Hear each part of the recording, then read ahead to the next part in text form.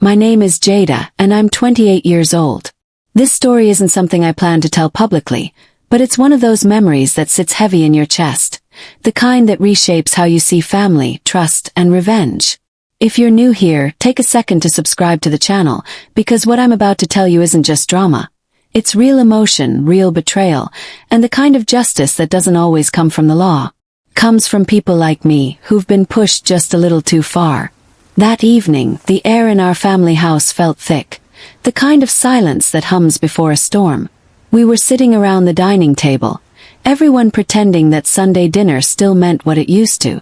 My mom was spooning jollof rice onto plates, my dad was half buried in his phone, and my younger sister Lana sat across from me with her arms folded and that same smirk she'd worn since we were teenagers.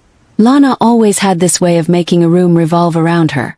Loud laughter, sharp comments, the kind of confidence that came with never being held accountable. She was 25 now, still the family's golden child. She could crash my car, gossip behind my back, and somehow I would be the one apologizing later for making a scene. But that night, something in her eyes said she'd come ready for war. "So," she started, tossing her fork down with that annoying clang she knew got on my nerves. "Jada's back from her big city life, huh? How's that going? Still trying to make everyone notice you?" I ignored her, slicing through a piece of plantain with steady hands. Mom gave her the look, that motherly warning that usually meant, not at the table. But Lana didn't stop. She leaned back, watching me the way cats watch trapped mice. "You know," she said louder this time, her voice dripping with fake innocence, "some people just try too hard to matter." The room froze. Her words hit like a stone thrown across still water, quiet at first, then spreading ripples of tension around the table. My father's fork paused mid-air. Mom's eyes darted between us, panic rising. But I didn't move. I didn't defend myself. I didn't even look up. I simply placed my fork down, wiped my hands with a napkin and stood. Everyone's eyes followed me as I reached for my phone on the counter. I scrolled through the screen, calm, deliberate, and tapped a button. Just one. No one said a word as I slipped the phone back into my pocket and sat down. 10 minutes later the sound came, that faint buzz of Lana's phone vibrating against the glass table. She glanced at it, her face shifting from arrogance to confusion, then to horror. Her hand trembled slightly as she picked it up. Then she froze. The color drained from her face so fast it almost made me pity her. Almost. Dad leaned forward. "Lana, what's wrong?" She didn't answer. Her mouth opened, but no words came out. She just looked at me. And that's when he turned to me, eyes narrowing. "What did you just do?" he asked quietly. I smiled, the kind of small, calm smile that hides a storm behind it. My voice was even when I said, "I just told the truth." The table went dead silent. Even the ceiling fan seemed to hesitate. You see, this wasn't a sudden moment. It was the result of years. Years of Lana humiliating me in front of relatives, stealing credit for my work, flirting with my boyfriends just to prove she could. She'd mastered the art of smiling while she stabbed you in the back, always with the family's approval because she was the sweet one, the funny one, the baby. But everyone has limits. Mine came 6 months earlier, when I discovered what she'd really done. I was living in Abuja then, working for a small media firm. Things were finally turning around for me. New job, new apartment, a man who actually seemed to care. But then, out of nowhere, I started getting emails. Anonymous ones. At first, they were just nasty messages. Things about me being a fraud, sleeping my way into promotions, faking my degree. I laughed it off until one of those emails was sent to my boss. Attached was a forged transcript with failing grades, and a letter claiming I'd been expelled from university. I almost lost everything. It took me weeks to clear my name, but when I did, I traced the fake email account back to Lana. She'd used my old laptop to do it. The same laptop I'd given her when she said she wanted to learn video editing. The betrayal cut deeper than anything I'd ever felt. Not because of the damage, I fixed that, but because it came from my own sister. And she hadn't stopped there. She'd gone through my private messages, screenshotted personal photos, and shared them with her friends in a group chat, mocking me. I remember sitting in my apartment that night, shaking, staring at my phone as tears burned down my face. Could have screamed. I could have called her. But I didn't. I waited. Because when someone tries to destroy your life, the most powerful thing you can do is not react. It's to make sure they see the consequences piece by piece. So I planned. Quietly. Carefully. Back at the dining table. 10 minutes after I tapped that button, Lana's world was unraveling. Her phone kept buzzing. Notifications popping up. One after another. I'd scheduled a post. A private compilation of everything she'd done. Screenshots of her fake emails, her group chat messages, her attempts to ruin my career. I'd sent it to the entire family WhatsApp group. The uncles, the aunties, the cousins, even my dad's pastor. Every message came with timestamps, proof, and one caption. Some people don't just try to matter. Some people try to destroy others who already do. I watched her eyes flicker as she scrolled, each new message hitting her like a wave. Mom's phone chimed next. Then Dad's. Silence broke into chaos. Lana, what is this? Mom's voice cracked. Tell me this isn't true. Dad's expression hardened, a kind of cold disappointment I'd never seen before. Lana stammered, tears brimming. It's not, I didn't, Jada, how could you? How could I? Said my voice calm but sharp. How could you?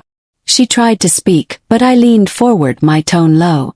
Do you know what it's like to wake up every day knowing your own sister wants to see you fail? To have to explain lies you didn't tell. To lose friends because you turned them against me. Her lips trembled. I didn't mean for it to go that far. I shook my head. You meant every word you wrote. You just didn't expect me to find out. Dad slammed his palm against the table. Enough. I can't believe this. In my own house. Mom was crying now, hands covering her face. I stood up, my chair scraping the floor, and said quietly, You wanted attention, Lana. Now you have everyone's. Then I walked out. The last thing I heard before I stepped outside was her sobbing, begging my parents to believe her. But the truth was already out there, spreading faster than she could catch it. I didn't go home for months after that. I moved on, or at least I tried to. People called, family members texted. Some said I went too far, others said I did what they'd always wanted to do. But I didn't feel proud. I just felt relieved. Because revenge, when it comes from pain, doesn't feel like victory. It feels like silence after a storm, the kind that leaves you standing in the ruins, wondering if you built or destroyed something. One night, months later, Lana showed up at my apartment. She looked smaller, not physically but inside. Like the arrogance had finally drained out of her. I came to say I'm sorry, she whispered. I didn't think you'd really hate me. I looked at her for a long moment. I don't hate you, I said. I just finally stopped protecting you. She nodded slowly, eyes glistening. You hurt me, Jada. And you destroyed me, I replied softly. We're even. She left after that, and we never really spoke the same way again. Family gatherings were quieter, full of uneasy smiles and careful words. But deep down I knew we'd both changed. Because sometimes revenge isn't about payback, it's about balance. It's about showing someone that you're not the victim they built in their head. And though I'd never do it again, if I had to choose between letting her destroy me or teaching her that some people don't break quietly, I'd still tap that button. For a long time, I thought that night at the dining table would be the end of it. I'd exposed Lana, cleared my name, and walked away with my dignity intact. But life has a strange way of twisting even the cleanest revenge into something messy. Something that keeps following you in the quiet hours. Months passed. I focused on work, tried to rebuild my peace. But silence has a sound, the kind that whispers when you least expect it. Every time my phone buzzed, I flinched, half expecting it to be another storm. Then, one Saturday morning, my mother called. Her voice was careful, too careful, the way people talk when they're holding bad news behind their teeth. Jada, she said softly, can you come home? It's about your father. I was in the car an hour later. The road back to our family house felt endless. When I got there, the gate was half open, and the air felt heavy, like the house itself was holding its breath. Dad was sitting in the living room, his face pale, his laptop open on the coffee table. He looked up at me as if he'd aged a decade since I last saw him. "Sit down, Jada," he said. I did. Mom stood in the corner, wringing her hands, eyes darting between us. Then Lana walked in. I hadn't seen her in months. She looked thinner, quieter, her usual glow dimmed. But when our eyes met, there was something else in hers. Not guilt, fear. Dad turned the laptop toward me. On the screen was an email thread, familiar, ugly. It was from the same fake account Lana had used to attack me. But this time the emails were newer, sent 2 weeks ago. And they weren't about me. They were about him. Bank statements, fake documents, screenshots. Whoever sent them was accusing my father of money laundering at his company, attaching proof that looked convincingly real. My heart dropped. He looked at me. "You think I did this?" I shook my head. "No, of course not." "But who?" "Your sister says it wasn't her," he interrupted, voice trembling with restrained anger. "But everyone else thinks it must be. The police are already asking questions." Lana's eyes filled with tears. "It's not me this time, I swear." I wanted to believe her. But my trust in her had been burned, buried, and salted over. I turned to her slowly. "Then who would do this?" She wiped her face. "I don't know, Jada. But whoever it is, they know everything about us. About Dad's accounts, about me, about you." Her words echoed through me. A cold realization started crawling up my spine. "Wait," I said. "Dad, did you ever change your passwords? After everything that happened with Lana?" He frowned. "No. Why would I? My laptop's secure." I glanced at Lana. Her face twisted with guilt. "Dad," I said quietly, "her old laptop. The one I gave her, the one she used to mess with me, it was still connected to our home Wi-Fi. Anyone who got access to that could have found everything." Dad's jaw clenched. Who would even care enough to do that? That was when I remembered something small, almost forgotten. The night before I exposed Lana, she'd posted a photo on her Instagram story. A group photo. Her and a few of her friends laughing in some bar. One of them was a guy named Eric. He used to date her. And before that, he'd dated me. I found him easily. Social media always leaves a trail. Eric was the type who couldn't stay quiet. His life was a collection of loud parties, petty drama, and shady business opportunities. I called him that evening. "Jada," he said, his voice smooth but cautious. "Didn't expect to hear from you." "I bet," I said. "I'm not calling for small talk. I just need to know one thing. Did you ever mess with my family's accounts?" He laughed too easily. "What are you talking about?" "You know exactly what I'm talking about. The fake emails, the documents, someone's trying to frame my dad. You were close to Lana. You had access." He paused for a moment, then said, "You think you can just call me and accuse me of something like that?" "I think," I said evenly, "you should be very careful about what you deny. Because I've still got the screenshots you sent Lana when you were trying to impress her. Remember those?" Silence. Then a low sigh. "I didn't mean for it to go this far," he finally said. "I was just trying to make her pay." My stomach turned. "What?" He hesitated. "After you exposed her, she came to me crying. Said you ruined her life. I told her to let it go, but she didn't. She wanted revenge on you again. So she asked me to dig up stuff on your dad, to make the family turn on you." He sounded nervous now, words spilling out fast. "But I swear I didn't think the police would actually get involved. I just sent a few documents to scare her. I didn't know your dad still used that same account." I hung up before he could finish. When I looked up, I realized I was shaking. It wasn't anger anymore. It was something deeper. Betrayal layered on betrayal, like the universe was mocking the idea of peace. That night I went back home. Lana was in her room, sitting on the edge of the bed, scrolling through her phone. She looked up when I walked in, startled. "Eric did it," I said flatly.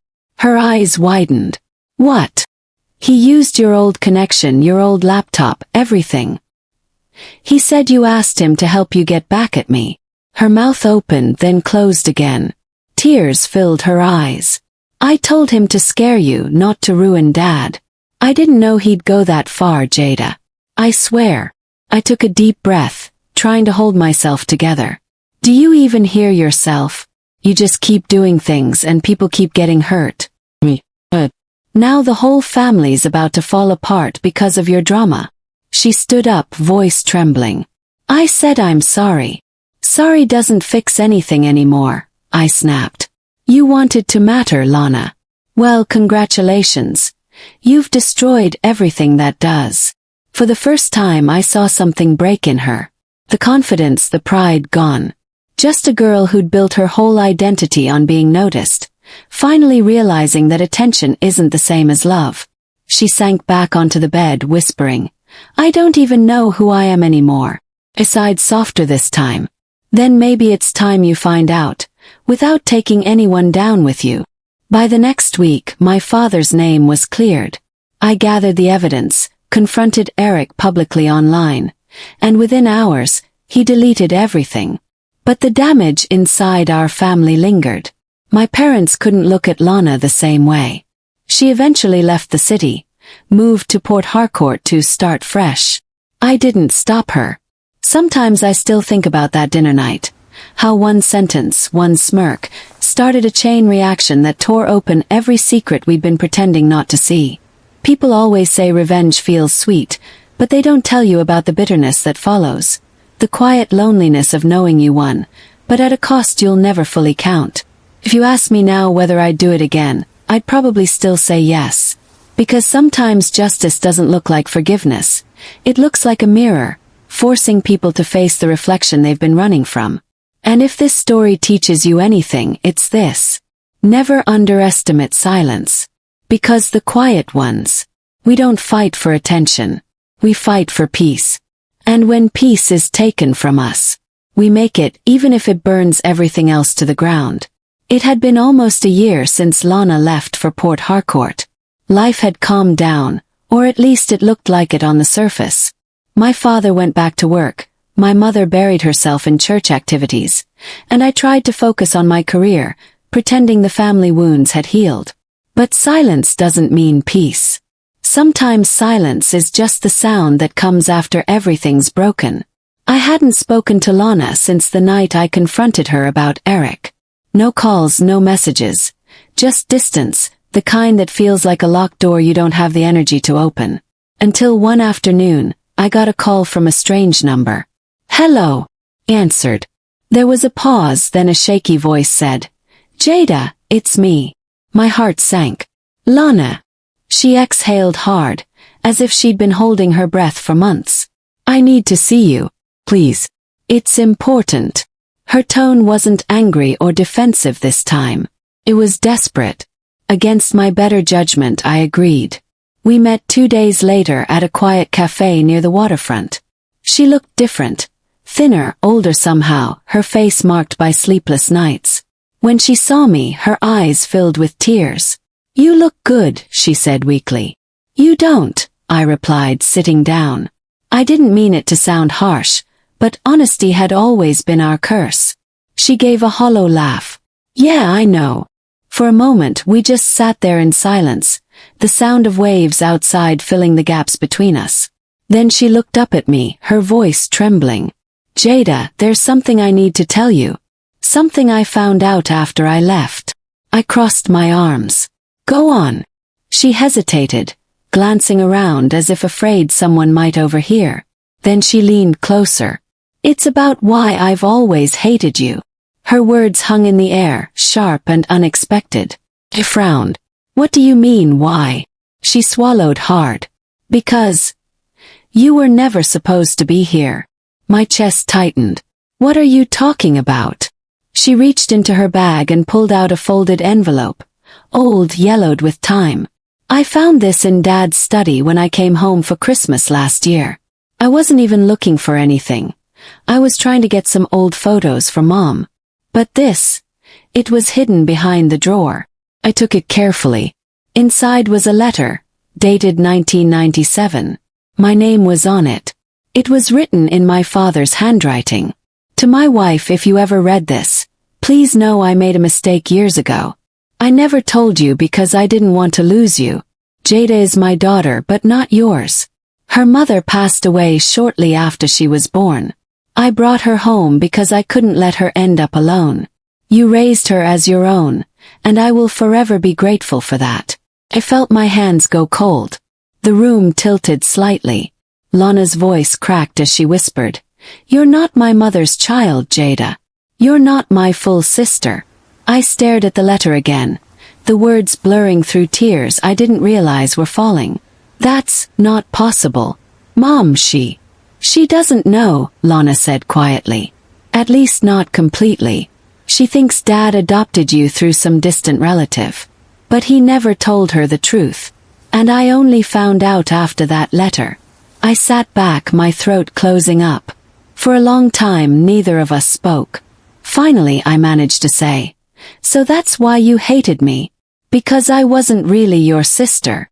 She wiped her face, shaking her head. "No. It started as that, maybe. But it turned into something worse. I hated how you fit in so easily, how everyone loved you. Mom never admitted it, but she was softer with you. And Dad, he always looked at you differently. Like you were the part of him he was trying to protect." She took a shaky breath. "When I found out, it broke me. It made me feel like my whole life was a lie. Like you were this secret I wasn't meant to discover. And instead of facing that pain, I turned it into anger. Into jealousy. I wanted you to feel the same confusion I did." I looked at her, my heart torn between fury and pity. "So you tried to destroy me?"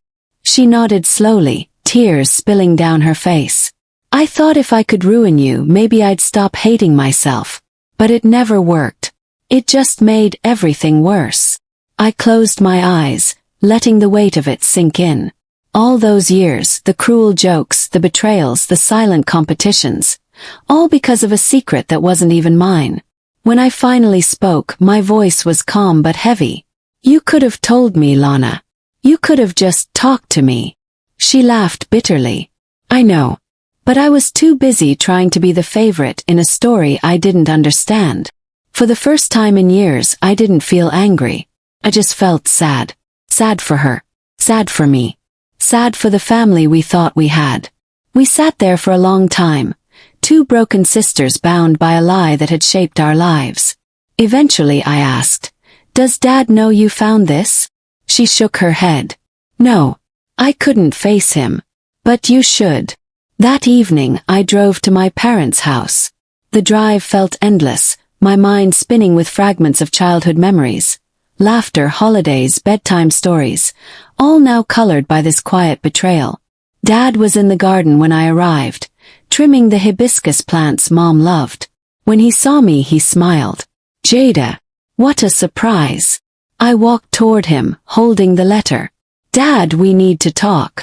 He froze. His eyes fell on the paper in my hand, and in that instant I saw everything. Guilt, fear, love flash across his face. He didn't ask how I found it. He just sighed and sat down on the bench, wiping his hands on his trousers. "So," he said quietly, "you know." I sat beside him, my voice trembling. "Why didn't you tell me?" He looked at the ground. "Because I wanted to protect you.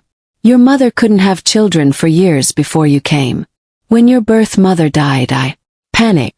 I thought I could give you a better life. And your mother, she was so happy to finally have a baby in the house. I couldn't destroy that." Tears burned my eyes. "But you destroyed something else instead, the truth." He nodded slowly. "I know. I just didn't realize the silence would grow into something this painful. For a long time we just sat there in the fading light. No shouting, no accusations. Just the sound of two people facing the past. When I finally spoke, it was barely a whisper. "I still love you, Dad. But I need time to forgive this." He nodded, his eyes glistening. "Take all the time you need, my daughter." As I drove home that night, the city lights blurred outside my window. My phone buzzed. A message from Lana. Thank you for listening. I'm starting therapy.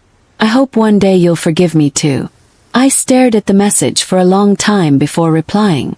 We may not share blood the way I thought we did, but we share history, and that's enough for me. Looking back now, I realize revenge gave me power, but truth gave me peace. I spent so long trying to prove I mattered that I forgot I already did, even before the lies, even before the pain. Sometimes the people who hurt us the most aren't our enemies. They're just mirrors reflecting the parts of ourselves we've ignored. I don't hate Lana anymore.